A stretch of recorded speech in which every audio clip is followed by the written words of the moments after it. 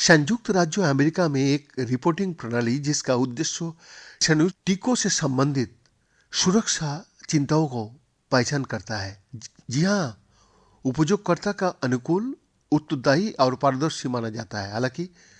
BMJ की हालिया जांच से पता चलता है कि सिस्टम अपने स्वयं के मानक को पूरा नहीं कर रहा है। Vaccine adverse event reporting systems, जिसे US Center for Disease Control and Prevention और फूड एंड ड्रग एडमिनिस्ट्रेशन द्वारा प्रबंधित किया जाता है, टीकाकरण के बाद लक्षणों, निदान, अस्पताल में भर्ती होने और मौतों की रिपोर्ट एकत्र करता है। पत्रकार जेनिफर ब्लॉक बताता है कि वैक्सीन के बारे में संभावित सुरक्षा चिंता का संकेत मिलता है। ये डॉक्टरों और रोगियों का शैक्षिक प्रतिकूल घटना रिपोर्ट और वैक्सीन निर्माताओं के अनिवार्य रिपोर्टिंग की मिश्रण पर निर्भर करता है, जिनके लिए कानून द्वारा उन सभी प्रतिकूल घटनाओं की रिपोर्ट करना आवश्यक है जिनके बारे में वो जानते थे। कोविड-19 के लिए VAERS की मानक संचालन प्रक्रिया के अनुसार रिपोर्ट प्राप्त होने के कुछ दिनों के भीतर शीघ्रता से संशोधित की जाती चाहिए।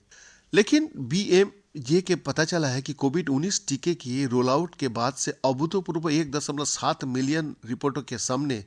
VAERS स्टाफिंग संभवतः प्रस्तुत की गई गंभीर रिपोर्टों की समीक्षा की मांगों के अनुरूप नहीं थी, जिसमें मृत्यु का रिपोर्ट भी शामिल है।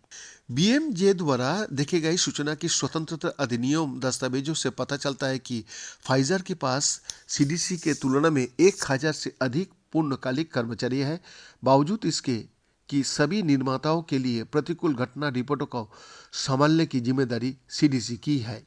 इसके अलावा अन्य देशों ने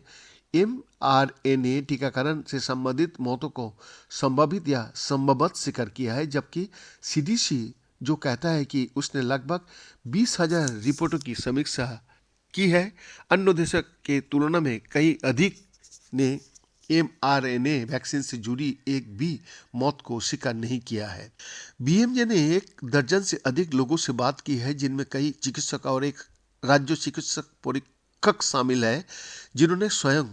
या रोगियों की ओर से गंभीर प्रकृति की VAERS रिपोर्ट दाखिल की है और नैदानिक समीक्षकों द्वारा कभी संपर्क नहीं किया गया था या महीने बाद संपर्क किया गया था। कुछ को अपनी रिपोर्ट अपडेट करने के बारे में परस्पर विरोधी जानकारी बताई गई या पूरी तरह से रिपोर्ट बनाने से हतोत्साहित किया गया। चिकित्सकों और अधिवक्ताओं के एक समूह ने 2021 और 2022 के बीच FDA के प्रतिनिधियों के साथ कई बार मुलाकात की है और अपनी चिंता व्यक्त की है कि सिस्टम्स अपेक्षा के अनुरूप काम नहीं कर रहा है और सिग्नल छूट रहा है। इन बैठकों और उनमें उठाए गए मुद्दों के बारे में कई सवालों का जवाब में FDA ने ईमेल द्वारा जवाब दिया कि एजेंसी संभावित सुरक्षा चिंताओं की पहचान करने और उन्हें संबोधित करने के लिए इन टीकों की सुरक्षा निगरानी में सक्रिय रूप से लगी हुई है और FDA के चिकित्सक और महामारी विज्ञानी CDC संभावित संकेतों की पहचान करने के लिए कोविड-19 टीके के लिए VAERS के डेटा की लगातार स्क्रीनिंग और विश्लेषण करता है, जो आगे की अध्ययन की आवश्यकता का संकेत